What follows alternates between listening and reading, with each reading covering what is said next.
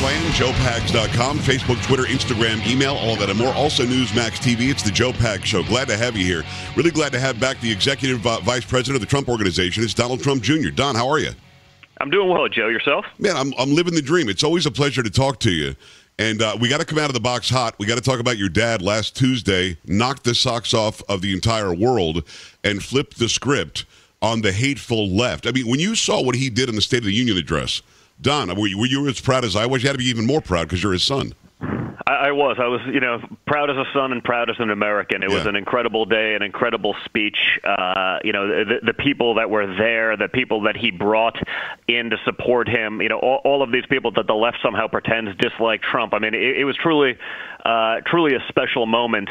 A unifying moment for rational Americans, right. That would not include any of the leftists that are trying to take over the Democratic Party. Right. But rational Americans saw that, and I guess the numbers really speak for themselves. I mean, 85% or 82% of independent voters loved it. Now, the left will never let him get away with trying to do these things. They'll do anything to stop him, as they've done for 2 years. Right.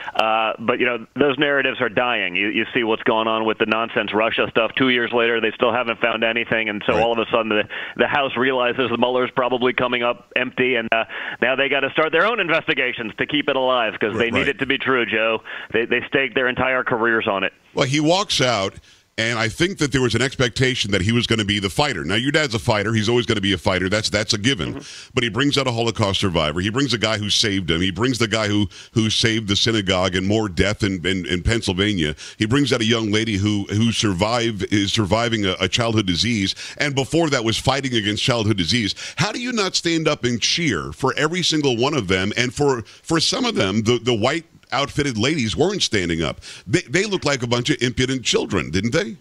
No, it was ridiculous. I mean, when you talk about, all of the things that these people preach that they're supposed to be for, all-time low African-American unemployment, right. All-time low Hispanic unemployment, all-time low female. I mean, literally every demographic, every minority group is doing better under this economy, but they don't want to stand for that. They don't want to cheer. Instead, you have people like AOC who will sit there and scowl, and then they'll propose a plan that would literally bankrupt our country in about 5 minutes, that they themselves acknowledge that if you took all of the money of every billionaire in America and just took it all, forget the jobs that would destroy, because those people, get things done and make things happen and create businesses and other jobs, it still wouldn't pay for it. I mean, they put it up, and then they put people out on TV and then lie about it.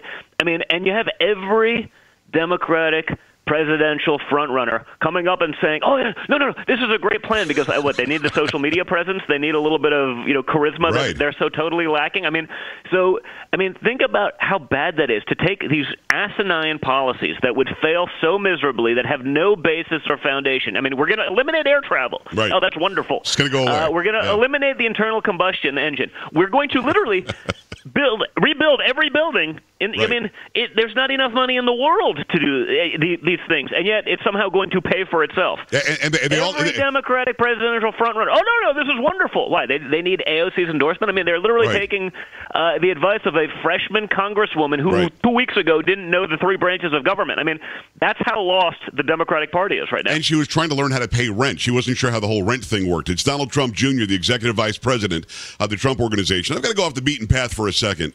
Before 3 years ago, Don, everybody that you ever met kissed your father's ass. Every single person wanted his time, wanted his money, wanted his endorsement. There is, bar none, everybody loved Donald Trump. Suddenly, everybody hates Donald Trump. Did your dad see this coming? Did you see this coming, knowing how you grew up, watching everybody basically bow to him? Listen, I think we knew what was coming. My father said something very interesting to me when we were going down in the elevator on June 16th, 2015, to make the initial announcement. He just looked at me and said, "Now we find out who our real friends are." Wow. And truer words haven't been spoken. I mean, he gets it. He understands how this world works. We've seen it. I mean, I think we knew it was bad. I don't think we knew it was this bad. Yeah. Meaning, their desperation, trying to. I mean, they're not even investigating crimes anymore. They're just trying to find a person and back into a crime. I mean, this is Stalinist tactics if I've ever seen them. Yeah. And it's not just him. It's obviously me, my family. I mean, look at Ivanka. I mean, who in the world didn't love Ivanka, 2.5 years ago? There wasn't a woman in America that that didn't want their daughter to turn out like Ivanka, Exactly. and all of a sudden they're all trying to turn on her because they're actually getting things done. She's actually moving the needle forward, because that's the Democratic thing, right? They make all these great talking points. They say they're going to do all this, and what do? Nothing.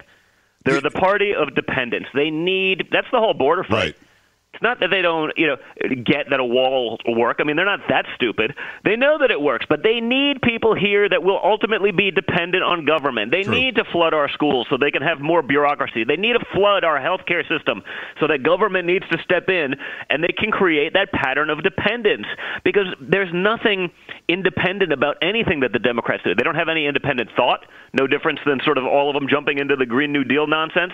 They don't have the ability to think for themselves. They need their constituencies to be totally dependent on big government. That is their business model. That is all they have. On the Green New Deal, it's because you keep bringing it up, and you're right. They all jumped on board, and they all loved it, and then Ocasio-Cortez herself said, oh, that wasn't really the deal, pulled that off the internet, put up some other crap, and pretended like that was it, although we still have the original. So, then they lied about it on Tucker. The media gives them a total pass because the media is in these people's pockets. I mean, it's really sick. So, I love what my father's doing, and that he has the ability to go directly to the people, because we're not fighting in a fair fight. This isn't a level playing field. I mean, you have the entire media complex, against them, reporting nonsense, saying all these things, giving all these people a pass. You think they'd give Republicans a pass? You think what's going on in Virginia in the last 2 weeks, whether it be, the racist stuff, or certainly the post-term, abortion, also known as murder of a child. Right. I mean, you think the media, we're going to give you a pass on this one because they didn't mean it this way. It's like,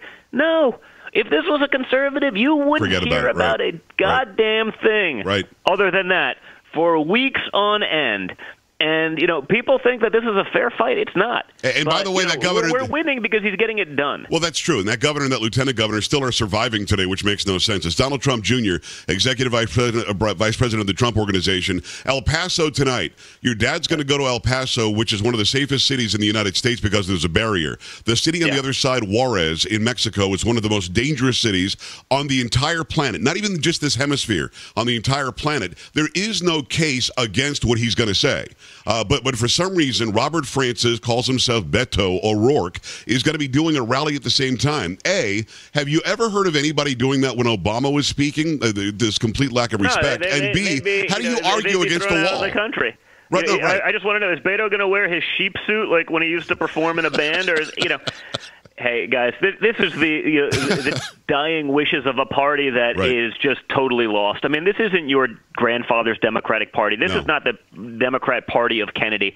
I mean, these people have lost their minds. And like I said, when are they going to start worrying about Americans? When are they going to start actually thinking about Americans and their citizens? Look at our school systems. They're destroyed, and now they want to flood them with more people that aren't paying in, that aren't paying taxes, that aren't going to contribute. What about our healthcare system? Same thing. But again, that creates the need for dependence. That dependence leads to more Democrat votes. That's what they want. They want a country of sheep. Yeah, it's about power and control. I don't see that flying in Texas, but, they've destroyed California and all those other states. And so when I'm down in Texas, like I am most weekends, I was there last weekend with my buddies. Right. You see that influx of all these people. Oh, I got to get out of California. They've gone crazy. But then they bring 95% of their crazy with them. Right.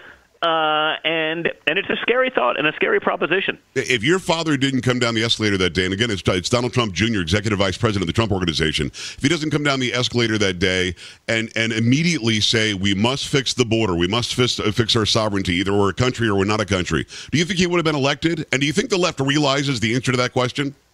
I think, people needed that. They needed someone. And it's not that, anyone could have won on that platform. The only difference is that everyone's too much of a sheep to actually fight for it. I mean, look at what my father's been able to do. I mean, he takes a stance.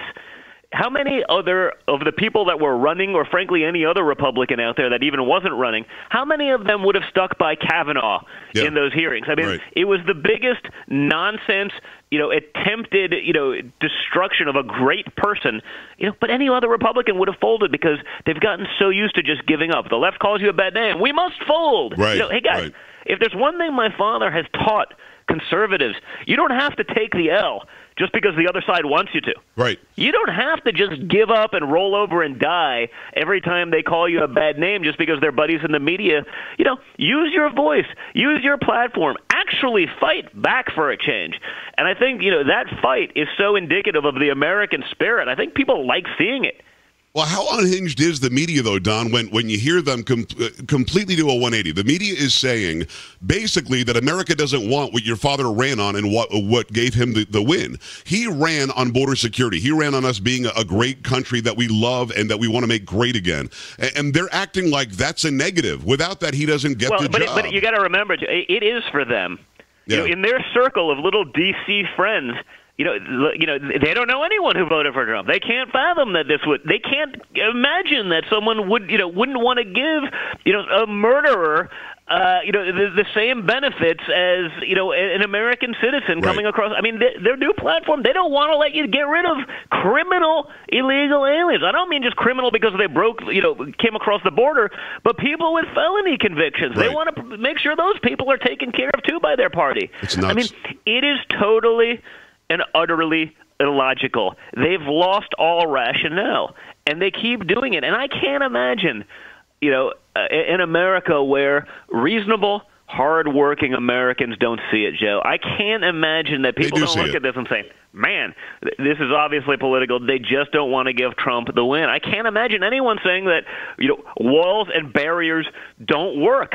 Of course, you need other things to help that out. Yeah. We get that, right. But you don't think a wall slows people down? I mean, I can't name a wall in history. They're all living behind walls. They're all guarded by armed guards, but they don't want that for the American people because, again, they would rather those people come across, get on the system, be dependent, and vote Democrat. It's that simple. It is Donald Trump Jr., Executive Vice President of the Trump Organization. One more question about you.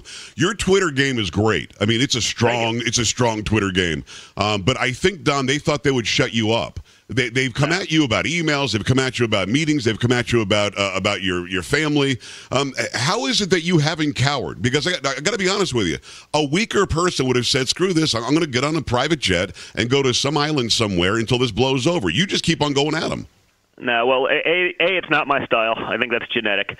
And B, does anyone in their right mind think that the Democrats would go even a little bit less at you if you, curl up in a corner and die? Yeah, no different than my father fighting and showing that we can fight. Like, I can do it too. I mean, look at what, all the fake narratives about me. Oh, I told my father about, CNN and all their fake headlines and the, presumable, Adam Schiff leaks where, Right. Why would anyone work with the House Intelligence Committee with a guy like Adam Schiff in there, when they're literally leaking testimony while you're in there and what's supposed to be a confidential hearing? I mean, meanwhile, no one talks about the fact that, this guy is pranked by Ukrainian shock jocks with supposed information on Trump. He buys it hook, line, and sinker. I mean, this clown, he's a clown. Weasel Adam Schiff, this guy is the head of the House Intelligence Committee, and that's not a problem. But, the fake narratives, changing the dates of when I got the WikiLeaks stuff, I happened to get it 4 days after they put it publicly. But, that huge deal. Yeah. I told my father. Oh, no, I didn't. Their own source, CNN's own source, backtracked it, and they wouldn't even correct it. I mean, This is the fight that we're up against. It happened again, what was it, 2 weeks ago? Because they asked me to, in September, they go, I have 9 hours. Who called you on, June 7th, 2016 for 30 seconds at 4:02? I don't know. It's a blog number. I have no idea. Right. Oh, my God, you're lying. You're covering. Right. So finally, I guess Senate Intel or one of these agencies or whatever finally subpoenas the phone company. Finds out, it's two friends. Because I didn't know, but I didn't call my father, and yet another one of their narratives dies. Yeah, but you walk around, and your family walks around, but you specifically, you walk around every day knowing that there's a target on your back, but you seem to be willing to take it. Come on, bring it on, because there's nothing to hide. There's nothing to hide. Otherwise, I wouldn't do it. Right. If there was something to hide, I probably wouldn't be as vocal. That wouldn't be intelligent. But there's nothing. But these guys will stop at nothing. They'll try to create any kind of narrative. The media lackeys, because they're getting leaked at by these guys left and right. Right. They won't call them out when they get a major story. I mean, 3 of CNN's biggest bombshells this year were all about me. Yeah. Not one of them was true. Right. All of them disproven after the fact. How many corrections? I think one of them was a semi-walk back. Yeah. The others, they just left it out there, like pretending it doesn't even happen. I mean, this is, my day-to-day. But you know what? I believe in this country. I love this country, and I'm going to fight for it because, we have to. We can't just give up. It doesn't set a good precedent for the future, and we're not going to let. I mean, do you want these Democrats being in charge? I mean, look at the economy. Look at what's going on. There's not a single economic metric where we are not better off today under Trump than we were under, failed Obama and policies, because this is a guy you wouldn't let negotiate a car lease. Yeah. But we gave him the biggest economy in the world because, it's a great story. He did have a great story. He's a good speaker. All these things. Wonderful. Doesn't mean you give him the nuclear football. Right. No, he was a horrible president, and I illuminate that every single day. Donald Trump Jr., Executive Vice President of the Trump Organization. Don, thanks a million, man. I always appreciate the time. Thank you very much, Joe. You have a great day. All right, you too. We're back after this on the Joe Pag Show. Stay right here.